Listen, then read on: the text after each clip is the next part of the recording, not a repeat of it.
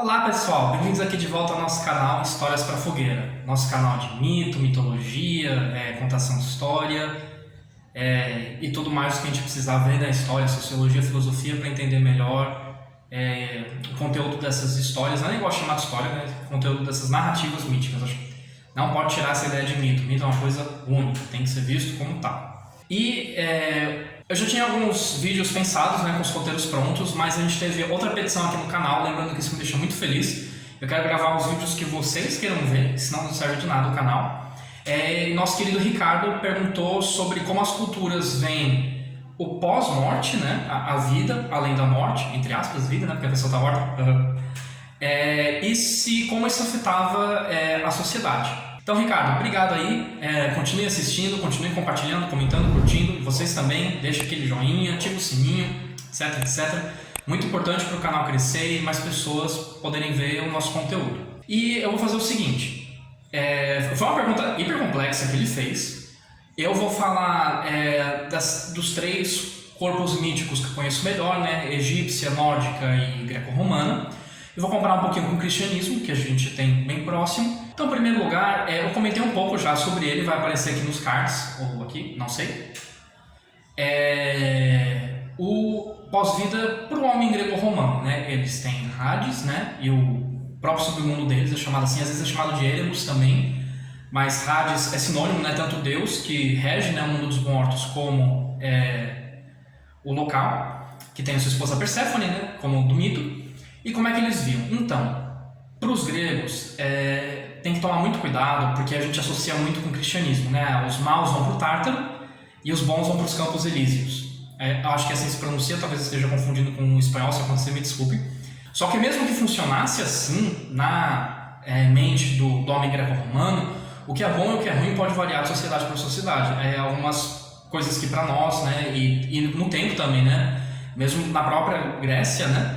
O que era considerado um tabu social, sei lá, 500 anos antes de Cristo, de repente, no século I depois de Cristo, já não era mais um tabu, por assim dizer. E como é que funcionava? De fato, existia uma divisãozinha nesse submundo. Você tinha 3 juízes, Minos, que a gente falou do rei Minos, né, de Creta, Radamantes e Sarpedon, e eles julgavam o morto e viam se ele ia para um local neutro, que é onde a imensa maioria das almas ficavam.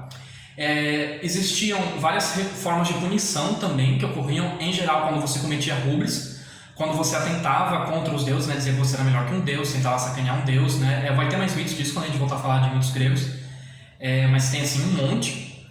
E pessoas que foram especificamente ruins nesse quesito, elas iam para um lugar chamado Tártaro. Inclusive alguns titãs estavam trancados lá, né, como eu falei, eventualmente eu vou fazer um vídeo sobre a titanomáquia e tal.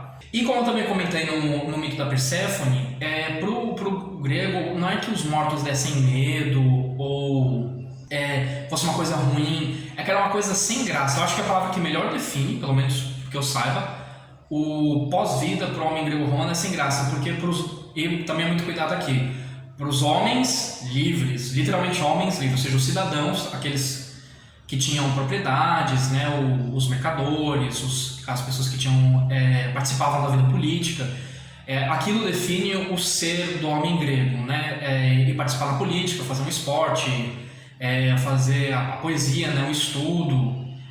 Então isso é uma coisa que não tinha, as sombras elas davam muita pena, como se fosse assim, uma pessoa que fica numa casinha do asilo, ali meio esquecida, sem fazer nada, sem ter, né, o vinhozinho, sem ter a lira. Então era uma coisa inevitável, mas que meio que tanto faz. Por outro lado, existe uma coisa que nós podemos fazer uma pequena analogia com o paraíso cristão. Digo paraíso cristão porque é o que a gente mais conhece, mas com muito cuidado, em que algumas pessoas iam para lá e era uma coisa um pouco mais gloriosa. Entretanto, não eram as pessoas boas que iam para lá. Eram as pessoas que se destacavam. É muito importante, veja o vídeo mais importante do canal, Cristocentrismo. Você não precisava ser bom, você podia ser um escroto. Mas se você se destacasse, você ia para os Campos Elíseos. Por exemplo, Agamenon.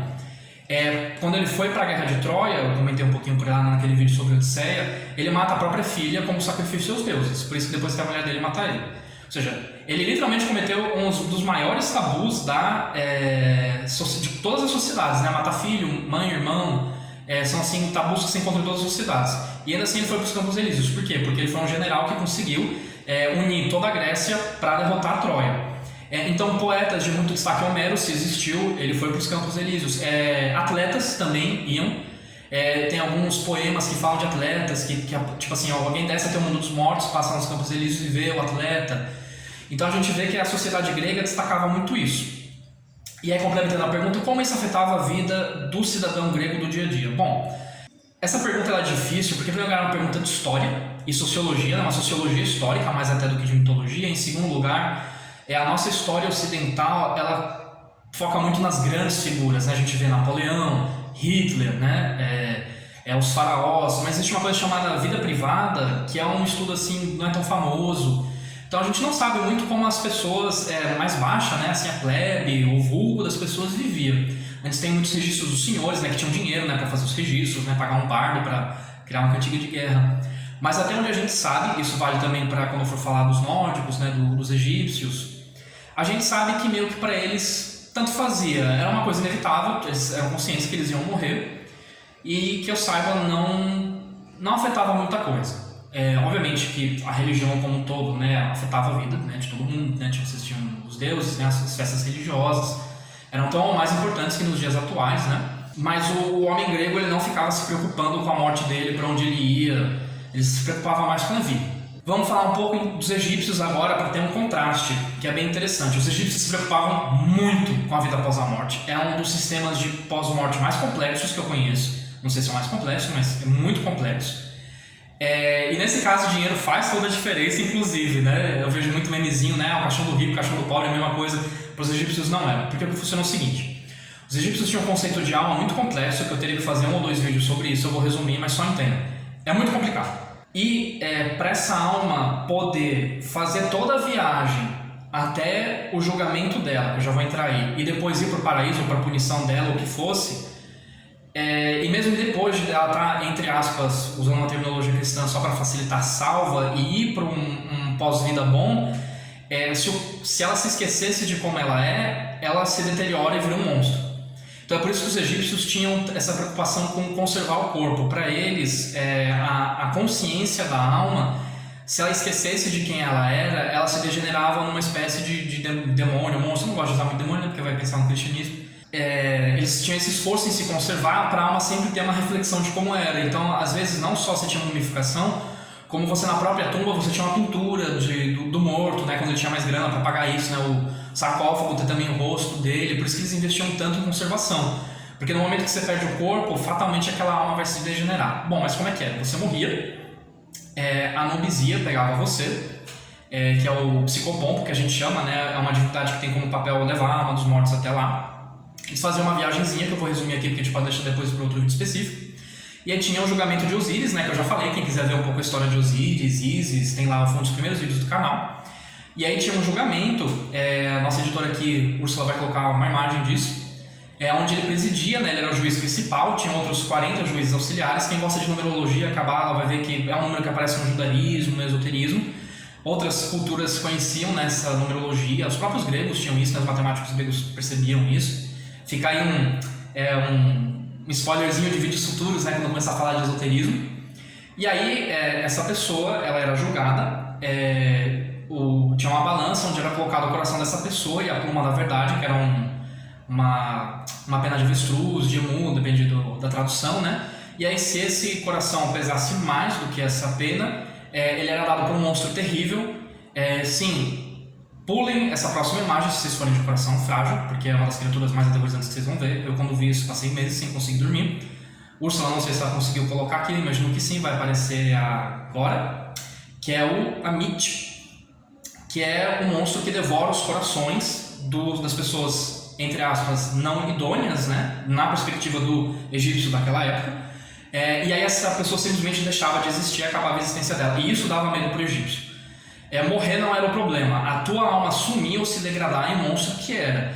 Por isso que até as pessoas pobres tinham, assim, a gente pensa muito na mumificação dos faraós, né, na pirâmide, mas até as pessoas, os servos, né, os agricultores, os pequenos comerciantes, eles também tinham processos mais baratos de mumificação e de preservação, porque é isso que não podia acontecer. Aquilo para eles era o pior, essa total inexistência que assustava. Agora, eu vou ser muito honesto com vocês, eu não sei exatamente como era a noção deles do que era ser uma pessoa idônea. Meus conhecimentos não chegam até aí, então a gente posso depois pesquisar. Se alguém tiver muito interesse, eu busco isso depois nos comentários mesmo. Ou se alguém souber, pode colocar aqui, né?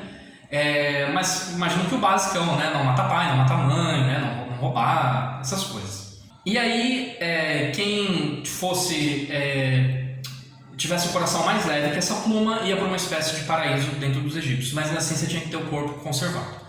E no caso dos gregos, quem faz esse papel de psicopompo é Hermes, né? E aí então, e os nórdicos? Como é que funcionava para eles o pós-morte? Era uma coisa mais parecida com os gregos. Eles não se importavam muito, porque era uma coisa também inevitável. Na verdade, a relação dos nórdicos com os deuses já é um pouco mais diferente do que a gente é acostumado. Pelo menos de alguns relatos que eu vi, eles às vezes faziam sacrifícios, mas se os deuses não atendiam, eles reclamavam dos deuses, né? Não era uma relação tão de submissão assim. Pelo menos para a maioria das pessoas, né? Então, os sacerdotes não, era uma coisa mais séria, por assim dizer, apesar de a gente ter pouquíssimos registros. E você tinha várias possibilidades, né? A vala comum, por assim dizer, é o Niflheim, que ficava nas raízes de Yggdrasil, e que os mortos que nem se destacaram, nem fizeram nada, entre aspas, ruim, sempre que eu faço essas palavras, muito cuidado, naquela sociedade, naquela época. Porque se for na história de qualquer região que era Escandinávia hoje, o que é ruim com certeza mudou. E eles ficavam lá esperando o Ragnarok. O Ragnarok vai acontecer, todo mundo vai morrer, aquelas almas vão desaparecer e acabou. Então era uma coisa muito semelhante aos greco-romanos. Porém, existem alguns casos especiais em que você podia ter um pós-vida melhorzinho. Os homens, se eles morressem em batalha, armados, se tivessem sido guerreiros nobres, aí defino o que é um guerreiro nobre para os nórdicos, eles poderiam vir a ser escolhidos pelas valquírias, né, que são aquelas jovens, loiras. Não, mentira, gente. Isso é um dos maiores erros também na mitologia nórdica. As valquírias não eram loiras bonitonas. Elas eram mulheres cadavéricas. Isso foi uma coisa das óperas, depois, que nem o coisa de terem chifres nos capacetes. Não era. Então elas ficavam olhando e aqueles guerreiros que elas achavam valorosos, elas pegavam, levavam para Odin. E eles ficavam no Valhalla, onde eles lutavam, né, durante o dia, depois ressuscitavam, faziam uma grande festa viking, né, com carne de javali, hidromel, não sei o que, para estarem preparados para o Ragnarok. Tem um livro, a mais recente saga, né, do Rick Riordan, uma das mais recentes, é justamente sobre isso, né? O Magnus Chase e os Deuses de Asgard. Eu li recentemente, estava em uma resenhazinha do livro, eu gostei bastante. Só que você também podia ser um morto desonrado. Então, assim, os mortos honrosos, eles iam para o Valhalla, os neutrozinhos iam para esse Niflheim, mas você podia ser um morto desonroso, que são pessoas que não recebiam os ritos fúnebres, eram pessoas que tinham cometido algum grande tabu social, né, uma grande traição, e aí eles iam para o Helheim, ou o reino de Hel.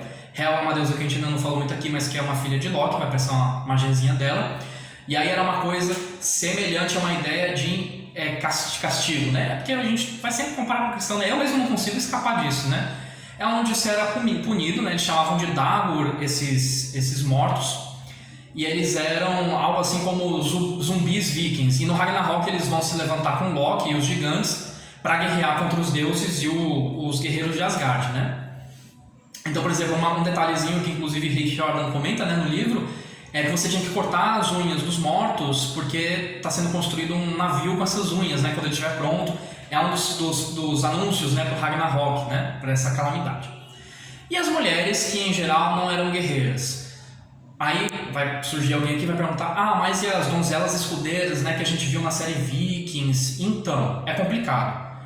Existem algumas tumbas em que se sabe que é uma mulher que estava enterrada com armas, mas os ossos não tinham cicatrizes típicas de batalha. Essa noção da mulher guerreira, não estou dizendo que não existe, mas tem muita pouca evidência histórica que corrobora com isso. Então, combinei aqui de trazer as informações corretas, né? Eu adoro a Agatha, tá? Adoro a série Vikings, mas é uma coisa complicada, um pouco que nem as Amazonas. É um mito que tem em várias sociedades essa noção da mulher guerreira, mas na prática não se vê. Se houveram, ou não souberam, porque muitas tumbas foram saqueadas, né, antes dos próprios países nórdicos terem mais atenção com essa herança deles. O que se sabe é que essas mulheres, independente se elas não eram guerreiras ou apenas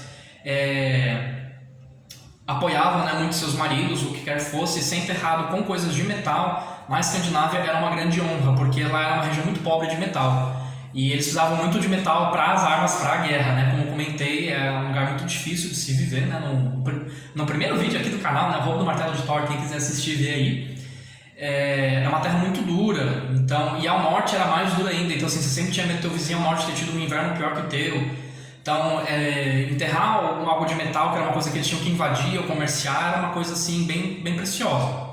Não estou dizendo que não tinha, mas era uma coisa rara. Mas então, a mulher ela era obrigada a ir no Niflheim? Não.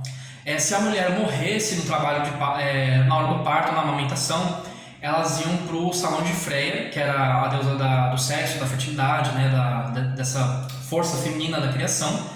Inclusive, provavelmente o próximo vídeo vai ser sobre Freya e Afrodite, que eu estou querendo ser mais polêmico aqui nesse começo de ano, vai ser um vídeo também bem interessante. Elas iam para esse pós-vida, que era uma espécie de Valhalla das mulheres. Mas eu não vi muitos mitos sobre isso, muitas informações, né? Era uma sociedade bastante patriarcal, por assim dizer. Então, a gente tem essas três formas diferentes de ver, e no caso dos vikings você tinha isso sim, né? O que se impactava na vida do dia a dia, eu imagino que era bem melhor ir para o Valhalla do que para o Niflheim, né? E aí vem, pegando essas três juntas agora, né? Isso impacta positivamente ou negativamente? Então, essa é uma pergunta que as pessoas se questionam desde que a religião deixou de mandar, né, no Estado. Desde que a gente teve liberdade para pensar contra a religião, aqui no Ocidente as pessoas se criticam, né? Karl Marx vai dizer que é o ópio do povo. Algumas pessoas vão dizer que é essencial. Algumas pessoas vão dizer que faz muito bem, mas não é essencial.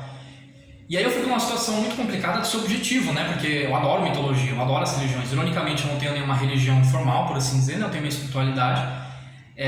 Mas a minha área de estudo e eu gosto muito. Então eu vou pensar o seguinte: depende muito da pessoa e da situação e da época. Nos dias de hoje, alguns filósofos, alguns psicólogos, eles percebem que o cérebro humano, inclusive tem alguns estudos sobre isso, existe uma área do teu cérebro que ela é mais ou menos dedicada à linguagem simbólica. E quando você corta essa fonte de acesso, né, como a gente costuma fazer, você tem uma área do teu cérebro que está, entre aspas, desperdiçada. E Jung acredita que uma parte, Jung e Campbell é um autor que no futuro a gente vai falar um pouquinho dele, né? Ele é autor do Poder do Mito, Herói de Mil Faces. Ele bate muito na tecla da função social da religião. Apesar de ser um autor que eu não trabalho muito, eu gosto muito dele. Ele escreve de um jeito bem gostoso. E aí eu acabei lendo bastante. E aí ele está sempre dizendo que a religião ajuda a manter a sociedade coesa, ajuda a manter os grupos unidos, porque eles então, a partir da religião, né, da cultura, ter as mesmas festas, os mesmos ritos, isso faz você ver no outro uma pessoa próxima, né, uma pessoa comum, uma pessoa da tua comunidade. E hoje em dia, nessa era individualista, bate um pouco de frente, né, com que, né, cada homem é uma ilha, nem si própria, são ideias assim contrárias. Do mesmo jeito que você tem pessoas extremamente alienadas pela religião, né, nós temos hoje alguns casos, por exemplo, de protestantes, né, que tem uma mentalidade bastante fechada, católicos também, ou qualquer religião. Estou pegando só um exemplo que a gente vê aqui no Brasil. Eu acredito que a religião pode ser usada, e acontece muitas vezes de ter uma forma muito negativa, né? A religião interferindo em esferas que não é espiritual, mesmo o Estado tendo se separado da religião oficialmente, né? A gente tem a bancada evangélica, a gente tem religiosos, né, exercendo influências em questões que são civis ou legais. Isso eu não acho bacana. Eu acho que se você tem tua religiosidade, tua espiritualidade é uma coisa particular tua ou daquele teu grupo. Na antiguidade, eu acredito que era uma coisa maioritariamente positiva, né? As sociedades tinham que ser eficientes. Eu estava em um vídeo também falando sobre isso, em especial sobre o papel da mulher, essa questão do machismo nessa época, né? Como fazer uma releitura mais feminina. E algumas coisas que eu comentei também aqui, né? De ter essa simbologia bem marcadinha de masculino e feminino. Eu vou explicar essas coisas melhores. Mas é muito difícil, eu acho que depende muito de cada pessoa, né? A religião te faz bem ou te faz mal? Até que ponto a religião pode interferir nas outras esferas, essas coisas todas. Fica aí, assim, vocês sentem, né? Quem estiver vendo aí, vocês sentem uma necessidade, né? De uma religião, de algo mais, de um propósito. Esse propósito tem que ser religioso, você não poderia substituir por uma doutrina filosófica ou algum hobby, alguma coisa. Na antiguidade era uma necessidade para manter a sociedade coesa, né? Uma sociedade que não era eficiente, ela fatalmente ia ou morrer de fome ou ser conquistada por outra. Hoje em dia a gente não precisa mais dessa eficiência. Então é uma pergunta bastante difícil. Obviamente que existem muitas outras religiões, né? Muitas outras formas de ver a morte e o pós-vida. Não tem como entrar em todas aqui nesse vídeo. Se vocês tiverem interesse de conhecer mais alguma, eu posso dar uma pesquisada, ou já conhecer. E fica com vocês a reflexão. O cristianismo a gente já conhece, né? Você tem uma noção muito clara dos pecados, né? Dos tabus. E se você cumprir com tudo direitinho, você vai para o céu. Se não for uma coisa médiazinha, você vai para o purgatório, né? Os católicos têm isso, e senão você vai para o inferno. Na Bíblia propriamente dita, é bastante pouco assim elaborado, né, a imagética de céu, purgatório e inferno, mas a Divina Comédia do Dante Alighieri, ela inclusive influenciou todos os pintores que vieram depois deles representar o inferno como ele, né, com os 9 ciclos, né, cada pecado tendo o seu degrau, por assim dizer. Então, se vocês se interessam, depois eu posso fazer um vídeo sobre isso também. Mas é isso, eu falei bastante, trouxe aqui para vocês 3 pós-vidas diferentes. Espero que vocês tenham gostado, espero que tenha respondido a pergunta. E semana que vem, então, a gente pode falar de Freia e Afrodite e depois a gente vê se tem mais algum pedido. Bom final de domingo e até a próxima.